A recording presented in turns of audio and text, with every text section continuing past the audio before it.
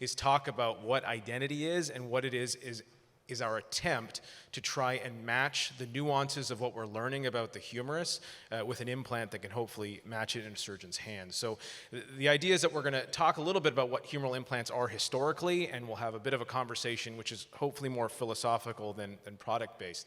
So when we're looking at humeral implants specifically, mainly in reverse arthroplasty, there's a lot of choices that we are forced to make, and very often these choices are made for us, right? We have to talk about modularity, convertibility, lateralization, geometry, stem length, size. We get a few choices, but historically through systems, a lot of these choices are made for us by the philosophers who designed the implant.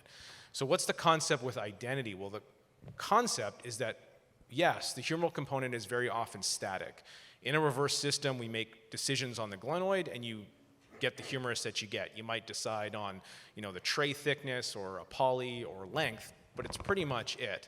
So the idea behind this implant, with traditionally like how it was first developed, with Bill was involved with, and the new wave which I was involved with, is to say how do we fix that, right? So how do we create a static platform stem, but that allows for independent manipulation of a lot of factors on the humeral side? So how can a singular stem accommodate and control for the three main things we have to worry about on a humerus, which is your pivot point or your length, lateralization, and neck shaft angle.